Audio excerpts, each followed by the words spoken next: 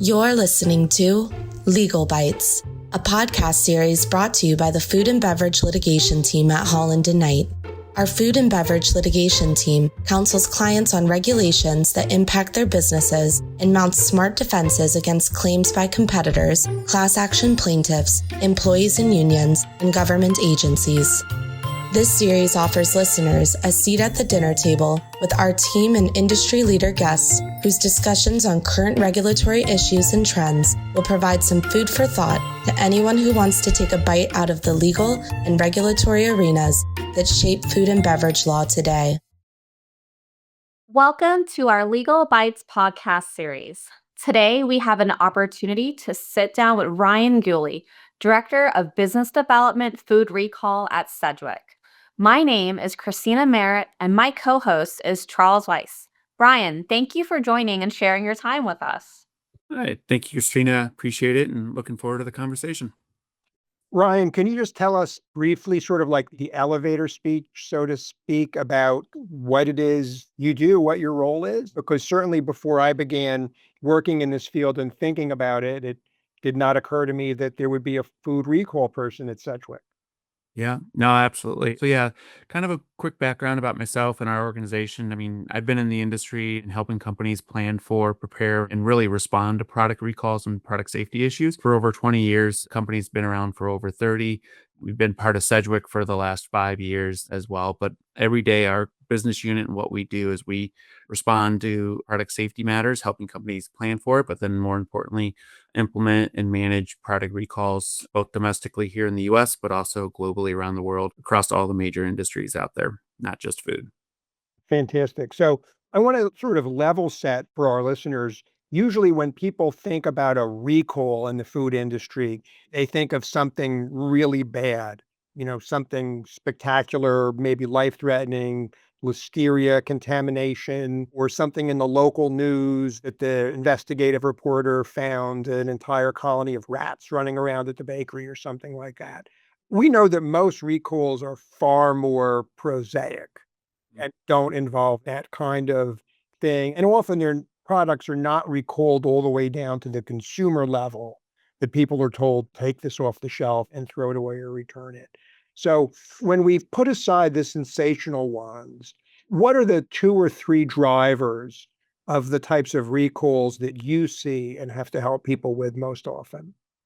Yeah, I mean, obviously, the ones that everyone hears about are those that make the national news and are considered class ones, which are really important and for brands to be thinking about. But there's significantly a larger number of recalls that occur that are lower risk, lower hazards, but are still part of that kind of FDA and USDA regulations for initiating a recall. So some of those things can be things like low risk mislabeling issues or quality control GMP violations that don't necessarily cause or elevate to that higher risk, but nonetheless, they still occur. And you see that going on with everything. Could be mild packaging issues to a defect or minor formulation issue that causes that product to be out of spec or out of the regulatory guidelines and requirements for that product. So companies are forced to take action from that standpoint as well.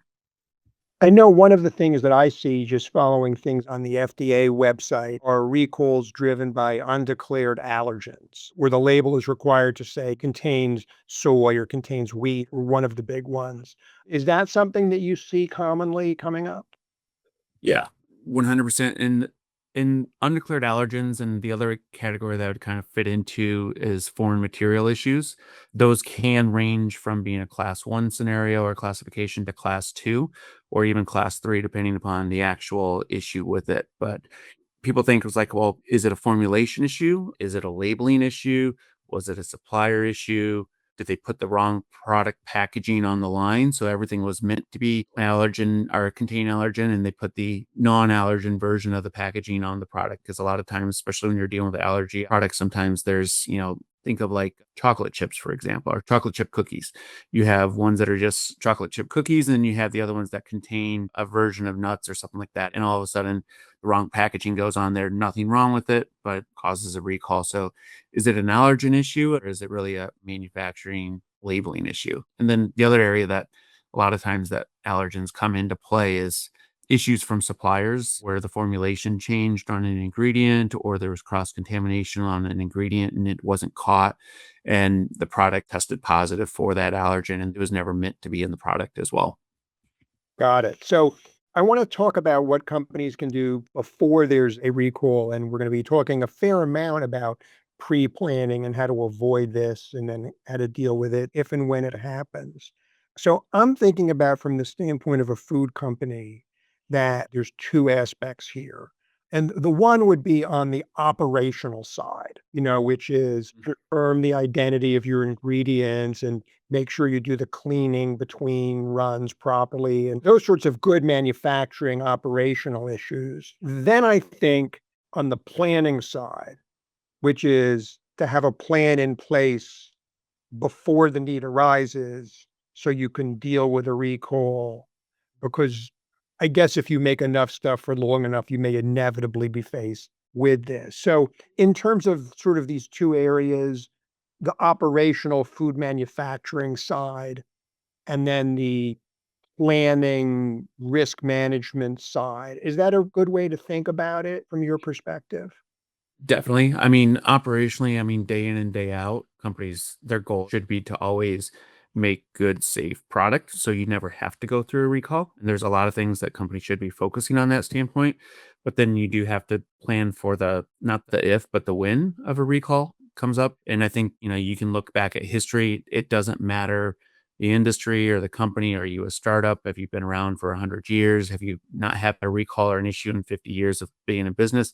There's so many things going on in today's world that it's a matter of when, not if a recall comes across the company's plate that they have to manage and respond to. Sometimes those are things that are 100% preventable and there's a lapse or a gap in their processes or procedures that cause product to be potentially susceptible to a recall. Or it could be things like a supplier where you would never have known that you had an issue with the product until afterwards. I mean, more recently, you've looked at cinnamon and different types of applesauces or other products that have been recalled because of cross contamination of heavy metals in it. You can go back to issues within peanut butter products in the past or melamine in pet food products going back even further. So inevitably, some of these things come up that you just didn't know about or think about as a potential hazard. And all of a sudden now you're in the middle of it. So companies need to always be planning and be preparing for it with the goal that obviously you want to minimize or prevent it, but be ready to respond if or when a situation comes up. Great. Thanks, Ryan. So, very simply, what is a recall plan? For someone or for a new company, what does that kind of document actually do when something goes wrong? And if you were to build this plan from scratch, what are the must have components that you would suggest to include? So a recall plan is just that. I mean, it's a plan, it's a strategy, it's a guidance document. It's required a lot of times from kind of an SOP standpoint or GMP manufacturing standpoint. But that document is there to kind of help guide an organization and to train their employees on how to manage these situations. And frankly, a really good, robust recall plan covers a variety of things that may not be specifically to the recall. Typically, what I would recommend, kind of the five main core areas of a recall plan, includes their internal incident investigation services. So complaints, investigation, testing protocols, and responding to those potential incidents. And then it really then has a section in there that kind of outlines how and when to make a decision to recall and prepare for a recall or a market action. And then a process that really defines what that recall implementation process looks like, including notifying their consignees, and then the follow up actions and activities that they need to perform to ensure that the recall was effective. And then at the fifth standpoint would be kind of the termination or the closeout of the recall. There's documentation and reporting obligations throughout that whole process, but there's also kind of a lessons learned, corrective actions or preventive actions that need to kind of go with that process and making sure that you can then say, okay, we've done everything, we've done our due diligence, we've fixed the issue, we can kind of close out this matter and move forward. So that's kind of the high level of what I think goes in there. And obviously, there's different components that fine tune that. And I think depending upon the size of the organization, how they're managed, and how they're structured, do they manufacture everything internally? Do they use co manufacturers? Are they multi plant, single plant facilities? Do they have international distribution? All of those things can create a more customized plan. So there are templates out there. I think FDA on their website has some guidance and some templates, but that is just that. It's a starting point for those types of activities. It's not a just fill in the blanks and call it good. We have a recall plan. You need to make sure that it's relevant and implementable for each particular organization. Is that something that you and your colleagues help clients with if they come to you either directly or I guess through an insurance company saying, "Hey, we'd like to work on this." Is that part of the services you provide? Yeah, absolutely. We help companies, and that's part of the planning stage of what we do is reviewing those, providing recommendations, working with them to kind of enhance that to make sure that everything is included in there. And then also the other piece, which I think we'll talk about here in a bit, is kind of doing mock recall or recall training simulation exercises to walk through that process because the best way to learn about a recall and what you need to do is to plan and implement a scenario or a practice session before actually trying to implement a plan in a real life scenario and situation. Right, and that's something that we talked about before we started recording about a mock recall and the exercise and how to do it properly and how to do one that you may be able to say, well, I did a mock recall, but it wasn't necessarily the kind of exercise that really helps the company prepare for it. So can you talk about that, about how to do Mhm. the exercise in the most effective way that if and when you actually need to do it, you're prepared as possible? Yeah, absolutely. So, what I would say if you work in the food industry, and no matter where you are in leadership or across the organization, I can guarantee you, if you ask your food quality or your food safety team, do you do mock recalls? The answer should be yes, because it is required for the industry as a whole, from suppliers to your retail customers to even FDA. But what a mock recall is typically in those scenarios and situations is really a traceability exercise where you're taking a particular product or an ingredient and being able to trace it through your supply chain, which is important to be able to do. But from our standpoint, when you think about are you ready for a recall and can you as an organization respond to that?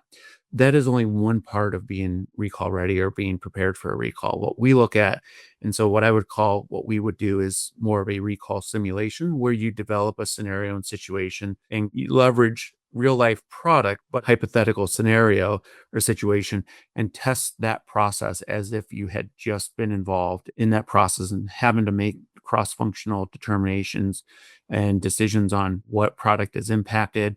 How are we going to respond? Drafting communication, what level of risk is associated with this particular scenario and situation, and making sure that the different roles and responsibilities that are outlined in your recall plan can actually be done. And the people that are assigned or designated as the responsible party for those can actually implement the services and activities that they need to do. And I'll digress for an example of one scenario in which we were involved in helping a company plan for and do a recall simulation. We got into that scenario, and their primary person that is responsible for doing their lot tracing and ship to history, their product shipment history of where they distributed the product to, had been out of office unexpectedly due to a personal matter. So they had two different people in their organization. They're like, oh, I can step in and run it. Both individuals ran their traceability exercise and came back with different amounts of finished product, different amount of customers that were being involved. So it was a real eye opening for those organizations that said, we don't have a good standard way of tracking this. Had they not had this scenario, they would have not realized that if you ran the report from a different perspective or mindset, you could inadvertently either recall too much product or potentially in what I would consider a more worse scenario is initiate a recall with not the full scope of product and do a narrower recall and then have to go back days or weeks later and have to expand your recall and re-notify all your customers because when the report was ran, it omitted some of the product that actually did make it out into marketplace. So Right. those are just real world an example of how doing a real simulation can help companies be more prepared, but also identify where there's gaps in their process and how they can button that up before they're faced with a real situation. Do the recall exercises start with the question, which is, do we need to do a recall at all? Is this a problem that rises to the level of we need to do a recall? Or is this something that maybe doing a recall would be an overreaction? Is that usually something that's in the recall plan? Or where does that, because, to your point, you don't want to overreact and do one that's not necessary, but you also don't want to fail to act if you need to do one. So where does that usually get addressed in the planning stage? That really gets addressed in kind of that first phase, what I said, as far as an incident investigation. All of your potential complaints or product safety, product quality issues should be documented, and the team should do an investigation to determine, is there a reasonable probability that this scenario or complaint could rise to further action, to a product recall, to a product safety issue, and is it reportable or not? And so documenting that through that process helps guide the organization to make that informed decision. But you need to have a standardized process in which you're investigating those, documenting those, and doing kind of a proper health hazard assessment or risk assessment associated to the complaint based upon the information that's known, both that comes in those complaints or those notices, as well as from your internal documentation and record keeping. Thanks, Ryan. Let's move on to mistakes and lessons learned. What are some common missteps you see companies make around recalls?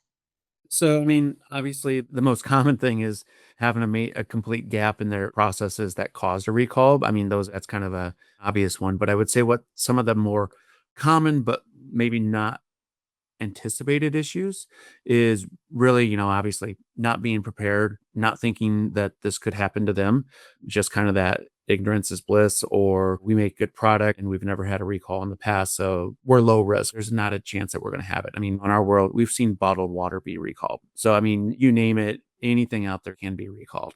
The other piece, and this is kind of what I just kind of alluded to, is not fully understanding the scope of a recall. It's very natural in human behavior and risk tolerance is to try to minimize the size and scope of the scenario, which is important to do. But if you do that without all the facts or without good defensible documentation from, let's say, like a sanitation control to sanitation control document, and you'll break in their procedure, and you do too small of a recall or scope, you may have a broader issue that you need to see or that you may need to act on. And the agencies are involved in that. They're going to push back and ask the company to do a broader recall.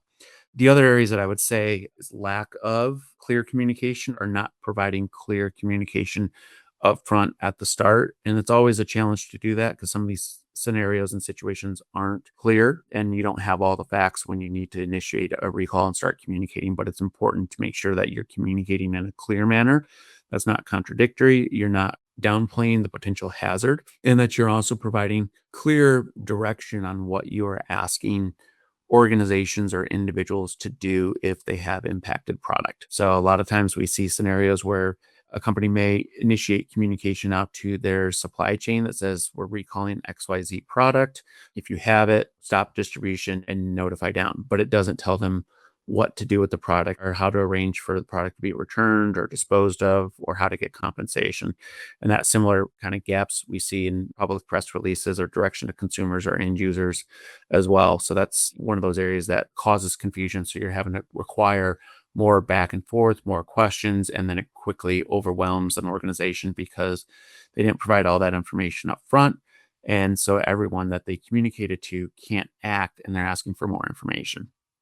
And the last bit that I would say that's common is recalls take a lot of resources internally within an organization. So they oftentimes can be unprepared or underprepared from a resource standpoint and being able to manage that because typically when a recall happens, it doesn't impact the entire organization or the entire distribution or products that a company manufactures. So the day-to-day operations, the day-to-day responsibilities that 99% of the recall team has, those don't go away now that you're adding a lot of additional resources and requirements to those teams.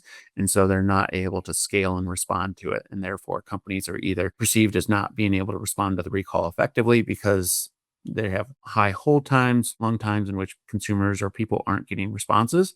But then it also impacts the business on the day-to-day side, which can implicate and amplify the damages or the impact to the business that the recall had. So making sure that you're resourced appropriately and that you can scale or bring in external resources, external partners to help you manage through that situation. which naturally brings us to our next topic, which is recall insurance. I think we'll probably do a separate podcast just on that because when we were preparing, you explained to me that that's far more involved and interesting that I really Mhm. appreciate it. But can you describe for the listeners the basics of what that is and how it works and where you would look for that if Mhm. you are a company in the food industry?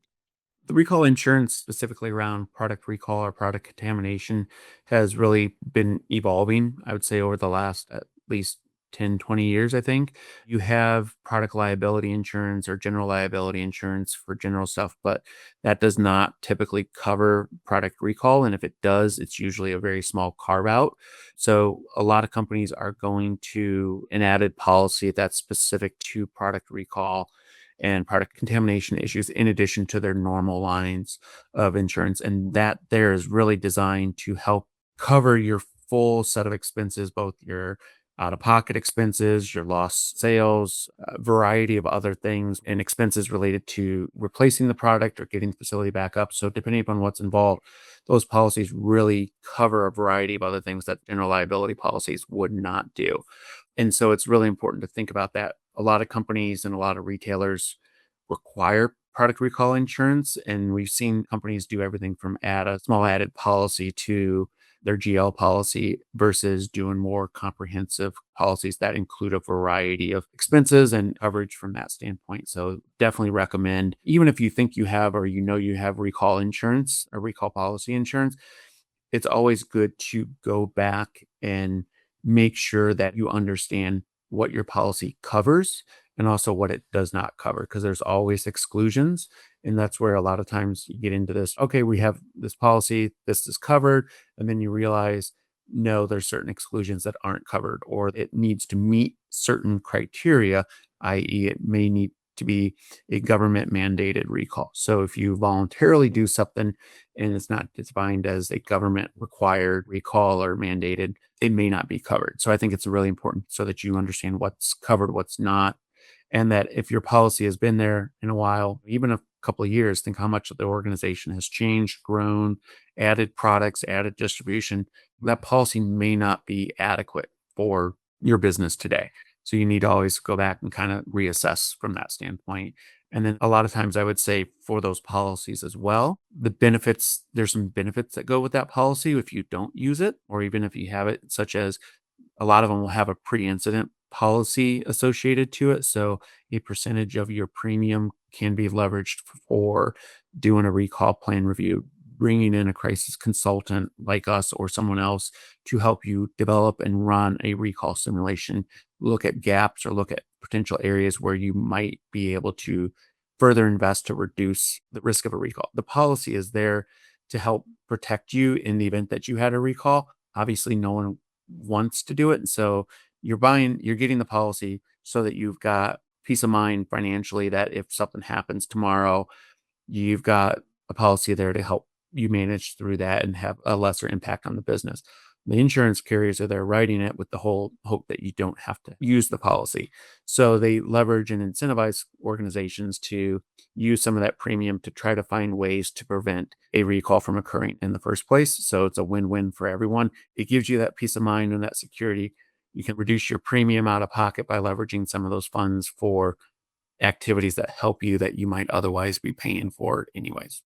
I will just add that if you have recall insurance, make sure that enough people know about it because Yep. certainly you don't want a situation where the risk manager's on vacation, you go through a recall, the risk manager comes back from vacation and says, "Hey, how did the insurance work out?" And you say, "What insurance?" And you've done the whole thing without giving notice or getting coverage. I've seen that not related to the food industry or recall insurance, but other situations where not enough people know about the existence of a certain kind of policy. The company could trigger it and could get coverage, but inadvertently never does, and then it's too late. So make sure that people know about it, right? Yeah, and most of those policies do have a obligation to notify at the very start to let them know so that they can get engaged for proper documentation and evaluation of determination of coverage or not. So if you work, whether it's in-house or with a insurance broker, whoever works with you, and make sure that you understand that and yes, understand what's included in there, what the requirements are, across the organization know who's there. So, for example, if your policy has those pre-incident funds, your risk manager, your finance person that maybe replaced that policy, they're not going to leverage those pre-incident funds, but your food safety or your manufacturing quality operations team may not even know that those funds were available, and budgets are tight. So why not use some of that free money that's there in those policies if you have that for the people that can actually benefit from that? That's really insightful, Ryan. And it goes back to our earlier conversation regarding communication mistakes. So thank you. Moving over to some practical takeaways for listeners. If a listener is thinking we probably aren't as prepared as we should be, what is the first concrete step you would recommend that they take this week?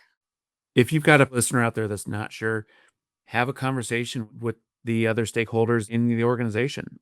Help validate, is this a concern or not? Start the conversation. It's so easy to get caught up in your day-to-day business of manufacturing products, selling product, innovating product, meeting the needs of your customers and your employees, that this oftentimes is one of those things that just gets put to the back burner. Make a conscious decision not to do that, have the conversations, get a game plan in place, and then work to figure out where are their gaps or where are their external resources that can help you be more prepared. We talked about insurance as well, regardless of the size of the organization. Larger organizations typically are more adept at having plans in place and having the resources established, probably because either they as an organization have gone through a recall or individuals on their team have gone through a recall and they learned from that and have prepped. For your smaller organizations, your mid-sized organizations that maybe are a little bit more lean, you're not going to have all the resources in-house. But what you can do up front is start identifying where you could leverage external resource, whether that be outside counsel be brought in that helps specifically with these issues, because your general counsel that might help you with contracts or purchasing agreements or other things like that maybe isn't the right person that has the experience in dealing with FDA regulatory matters. So maybe you need to add outside counsel for that, or a PR firm that can help you manage through the crisis communications plan and get things ready in place. In the food industry, one of the big areas is having a third party such as like Sedgwick or someone to help manage call volume. So should you ever have a spike in call volume activity, you know who's the people that can help you can call to add to your team quickly. And getting that Rolodex of those resources and experts is another area that I would say, no matter who you are, make sure that that's up to date and that you have the resources there to help you manage through that situation. And then sort of building on Christina's thing about what could a company do this week if they think we're not as prepared as we should be? Where does a company that says we have something in place, but we really want to go deeper? We think this is something that we have worked on, but maybe not well enough, carefully enough. We need to update it. What's the best way for them to start that conversation, either with a professional like you or someone else, or internal resources, I guess, if it's a great big company and those resources may exist in-house? I mean, for those especially that maybe don't have the resources in-house, I mean, reaching out to someone, I would say an area that oftentimes is untapped. Like I said, if they do have the insurance policy, tapping into the crisis consultants that are associated to their recall policy. And if they don't want to do that, which I can understand as well, if they're part of any type of professional organizations or trade associations for their industry, reach out to those organizations and see what resources they have available as well to help that company through that and with that planning and understanding for what they can do to improve their readiness and response from that standpoint. So there's a lot of resources out there. Sometimes it's just a little bit of trying to dig into it and figure out where you can add on to things like that. So an organization that I've become a part of, but I know a lot of organizations out there, it's called IAFP, or the International Association of Food Protectionists, I believe. And for relatively low cost for a food safety person to be able to join that organization, and the resources that are available for just general food safety knowledge and experience, plus kind of the recall side, is a great resource out there. But there's plenty of other resources depending upon the industry and what associations companies are part of. Got it. Anything you'd like to add before we wrap up? No, I think this has been great conversation. It's an important topic to be thinking about. And a lot of times, like I said, it's not something companies think about until they're faced with an issue. And so having the conversation and having the thought and bringing it to the forefront is always better to do it now versus when someone's sitting there with their head on fire and not sure how to respond to an issue and they've got an organization or a regulatory body breathing down their neck, trying to move forward with the recall in an expeditious manner. Got it. Thank you. Thanks, Ryan. With that, we will wrap things up for this episode of our podcast. If any of our listeners have ideas for an episode, or if you might want to be a guest, we would love to hear from you. Our guest today has been Ryan Gooley, Director of Business Development Food Recall at Sedgwick. Thanks. Thank you for listening to Legal Bites.